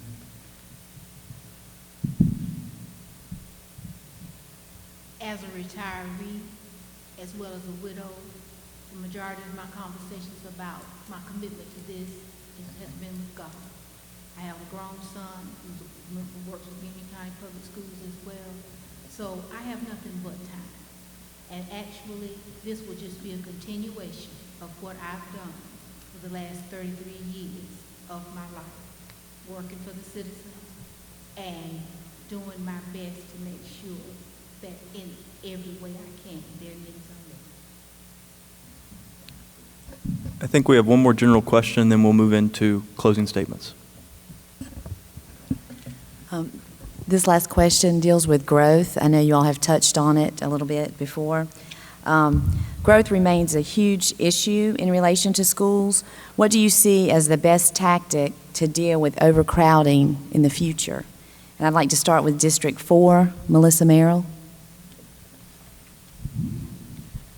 think it's imperative that we communicate and speak with our local municipalities on a consistent basis. I know that each Board of Education member, when they take their oath and join the board, are made the liaison to a local municipality. And in speaking with local towns and mayors and town council people, most of them do not even know who their Board of Education representative is. So I think that would help to prepare when they're issuing permits, building permits. That would help with overcrowding. I personally would have accepted the $3 million for the mobile classrooms. I think that would have been okay for to deal with overcrowding in just 3 schools. And I think we need to look at doing some additions to our buildings and making sure we have enough classrooms at some of our newer facilities. Thank you. Mr. Martin. Okay. You know, I continually to pound on the planning. I don't see things coming out of the Strategic Planning Committee. I don't see where our long-term plan is. I don't see. Melissa made a great point. I've spoken to the town councils as well, and the liaison system is broken. It's reactive, it's not proactive.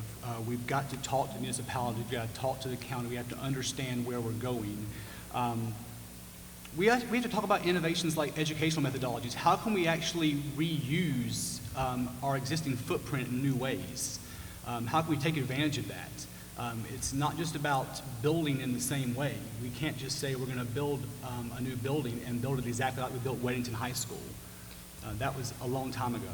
We have to talk about new ways of building, new ways of teaching that take advantage of that. So planning and innovation.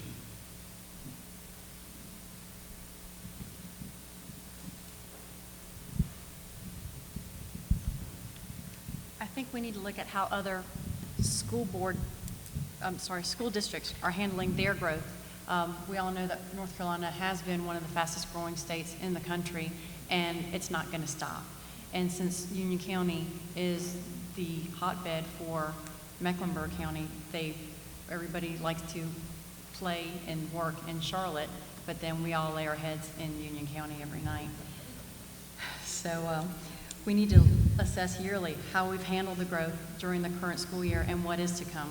We also need to look at what options we have, be if it's additions or we don't want to look, nobody ever wants to reassign.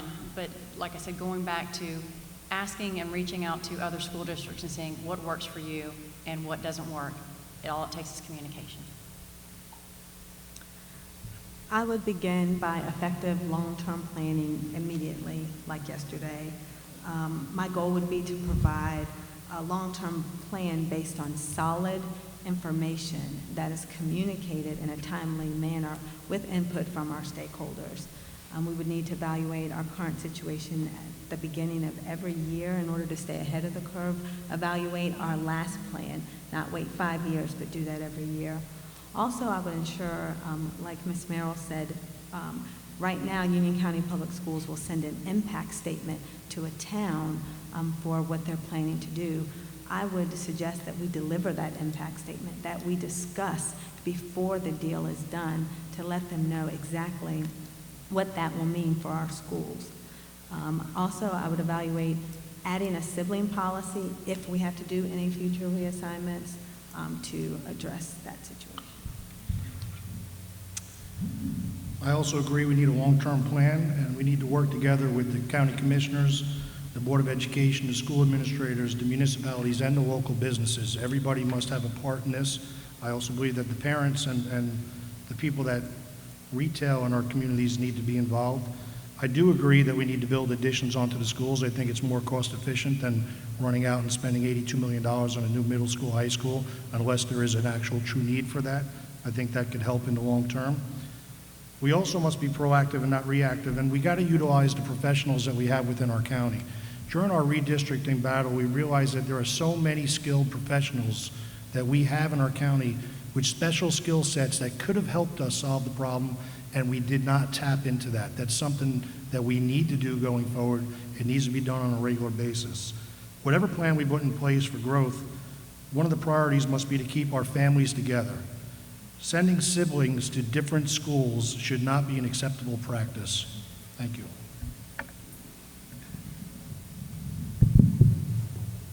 To initiate planning, if I make it to the board, I would do something that sounds so simple, you would laugh at it. I would start listening to the mayors of this county.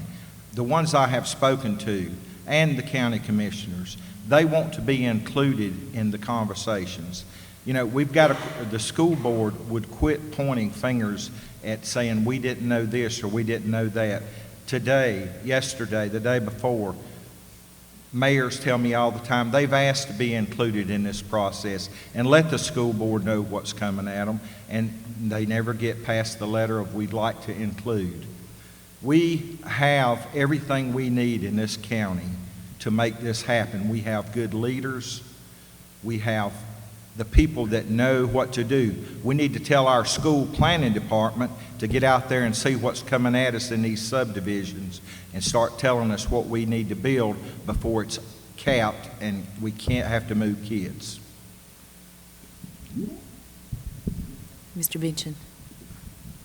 One of the things I would do and have done, especially now that I have a new career as well in real estate, I believe that is one of the great avenues we could take advantage of in selling the system from Marvin to Marshville. We have beautiful homes throughout the totality of our county. There's heavy growth in one because people talk about that particular portion of the county. But there are great homes throughout the county, some historic homes, some older homes, some beautiful farms, and great places to live and have a great life. So I would simply do as I've been doing, and that's sell the system, sell Union County Public Schools and Union County, period.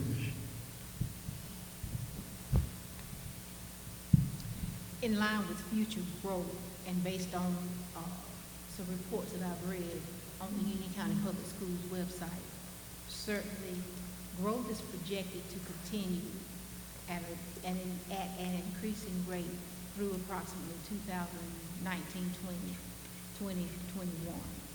But the most important thing is making sure that you follow, as all the candidates have already said, making sure that you stay connected with the different townships, certainly whether it be through real estate, whatever it might be. Stay connected to who's moving in so that you know what's being built, so that there will be an opportunity to provide ample room for students to have an opportunity to learn in Union County. Would you repeat the question, please? Certainly. Growth remains a huge issue in relation to schools. What do you see as the best tactic to deal with overcrowding in the future? Well, I think the Great Recession of 2007 to 2008 lulled us to sleep.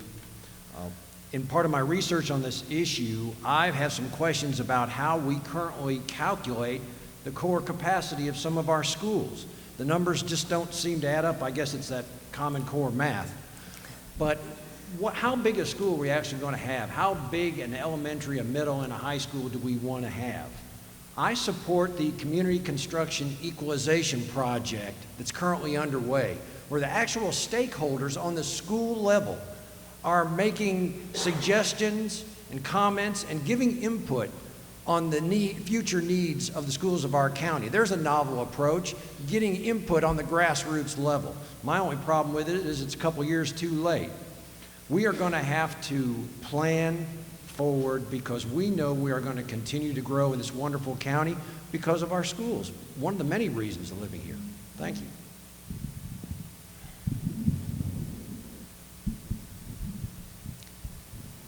The best tactic for dealing with overcrowding, which is going to be something we're going to be dealing with for a long time. Union County is a wonderful place to live. We did the first thing. We've had 3,500 empty seats.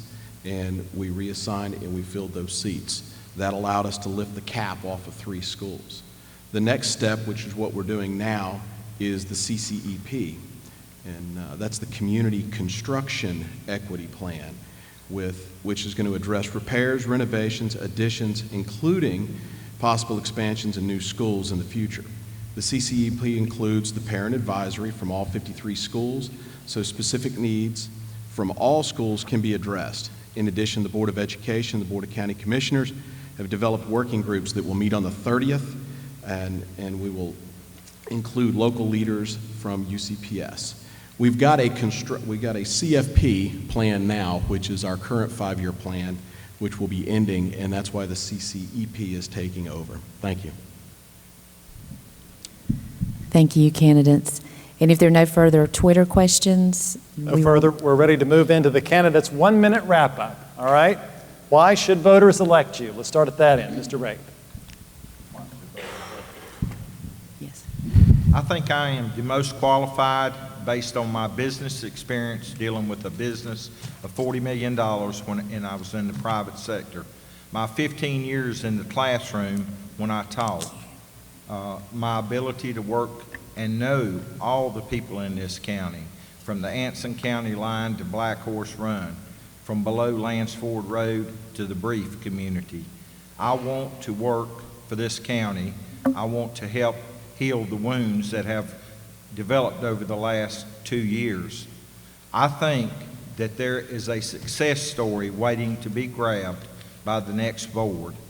I think I can deliver that. I want to put all this in the past, make Union County off the news, except for the fact that we have the best school system in the state. Thank you. I want to work together to bring this county back together and heal. I think it's very important moving forward. So how do I do that? I think my leadership qualities that I was able to attain as being a police officer helps. Working within the classrooms as an EC teacher assistant for Union County Public School helps. I have experience working with both the public and inside the school system. So I have what it takes to be able to bring people together. I'm proving that now as we go through this campaign, and it's something that we need to continue. On top of that, I want to make sure everybody knows that you can vote for your district member and your at-large member. I know there's been some confusion about that. And we all need your vote, whether you select anybody up here. Please partake in the process. It's the most important right given to us. Everybody, please go out and vote. My name is Sean Maher for at-large, and thank you very much. Yes, in closing, my leadership as the board chair for Turning Point and my 20-year career in federal facilities provides me with the experience and the wisdom in making sound decisions for a wide variety of stakeholders. The board of directors is set up very similar to the BOE. We have one employee, that's the executive director. She runs the shelter. We ensure that she follows the policies and the federal and state guidelines for our funds. So I'm doing that right now, just a little bit smaller scale. I would like to say that I am a leader. I'm able to make tough decisions. I'm not a follower. I don't go along with the gang. My gang is the children of Union County, and I will ensure that we go for what is right in the right manner, in the right time. Thank you. Leslie Boyd.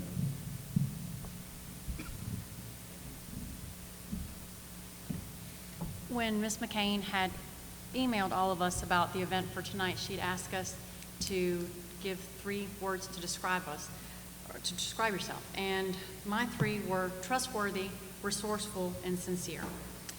I will continue to be accessible to the constituents. If there's a question, I'll have the resources to find the answer and point them in the right direction, or if not, I can at least put them with a person that can help them get to the solution of whatever the issue is. I pride myself at the fact that I feel that I have been trustworthy with my constituents, and they can come to me, be it for an issue, if it's academics or personal or what have you, and it's going back to that resourcefulness. But most importantly, it's sincerity. I'm here because I have a passion, and will continue to advocate for our children. and I understand that the demand position entails and how important it is for our children to have a successful learning environment. And so I appreciate your support and your vote this election season. So you've heard long-term planning talked about by everyone up here over and over again, and my background is in exactly that, with some of the largest companies in the world, and I've done strategic planning on a national scale for them. I offer strong and committed leadership to District 6 and to all of Union County, and I ask that you join with me in not settling for adequate, not settling for good, but continuing to strive for greatness in education for Union County Public Schools. Because greatness is in every one of our classrooms right now. All we have to do is provide the spark. Again, my name is Jason Marton, and your vote and your support on November 4th is greatly appreciated. Thank you again for coming.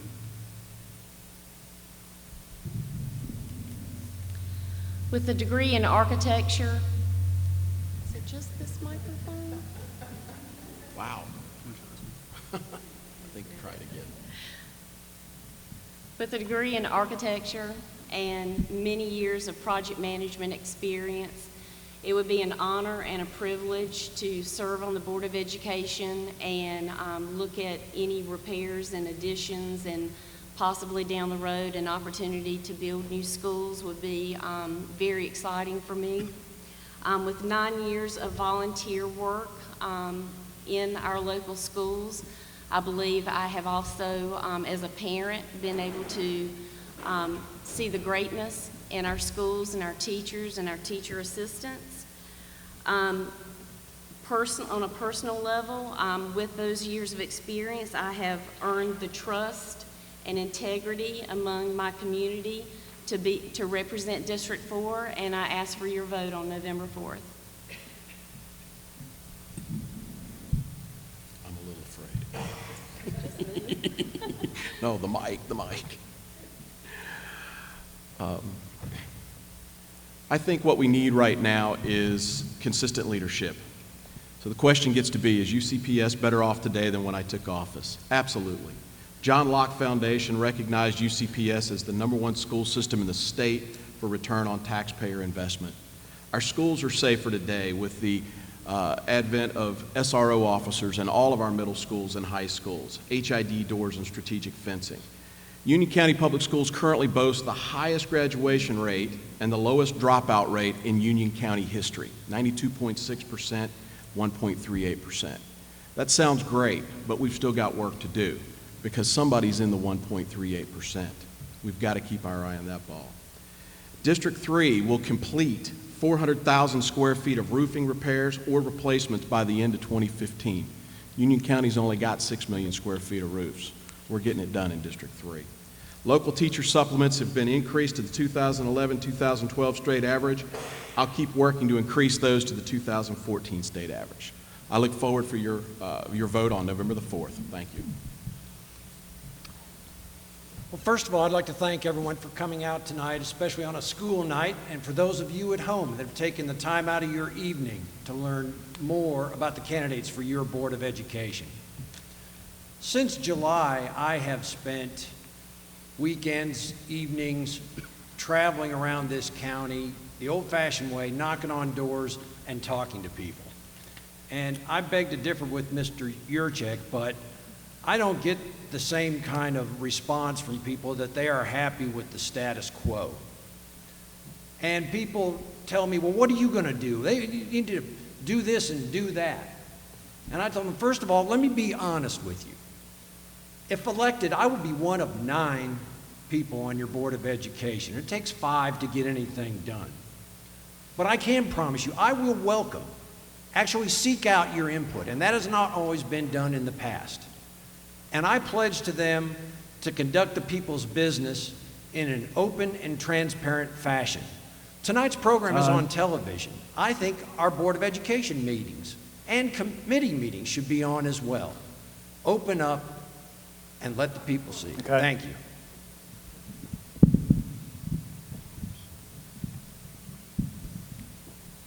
I've been fortunate to live in Union County all of my life.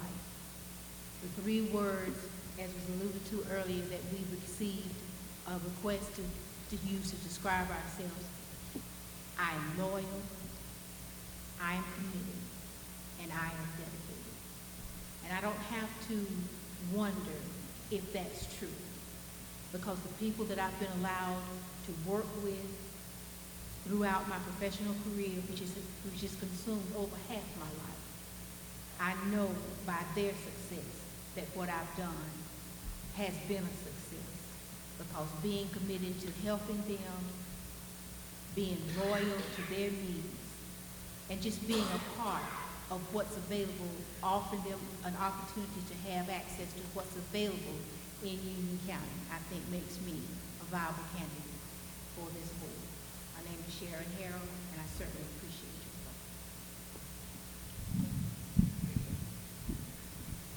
vote. Good evening once again, and my wife and daughters and I that are here, we ask for your vote during early voting as well as on November 4th. Those 3 words that were requested, I submitted it to my family, and I said they are asking for 3 words, and I gave everybody an opportunity within my family to send me their words, and we nailed them down to these 3. They said that I was inspirational. They said that I am wise, and my son John said that I am driven. And I am driven. I am driven to do that which is right and that which is proper. I am the candidate for District 1. I sit in the seat as we speak, and I would like to continue to fulfill those last 2 years of Mr. Crowder's term, to continue the work that I've done. Even in this short time, District 1's voice has been heard, and it's been heard loud, and it's been heard clear. Remember, mention, Bention. Let's give all our school board candidates a hand.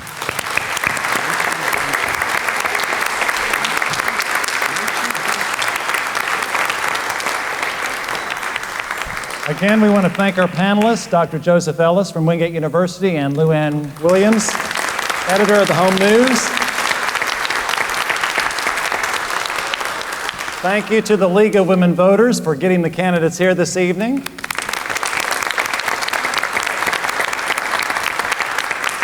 And thank you to our sponsors, the Home News, WUTV, and Wingate University. The debates, again, tonight are being broadcast on WUTV, Wingate University Television, which is Time Warner Cable Channel 22 and 97-3, and they will be available beginning tomorrow night at 7 o'clock, each night until election on Tuesday, November 4th, so I hope you'll tell your friends and neighbors, if they did not get to attend tonight, that there is a place that they can see the debate. Early voting begins on Thursday, and Election Day is 2 weeks from tonight. Thank you again for coming. Good night.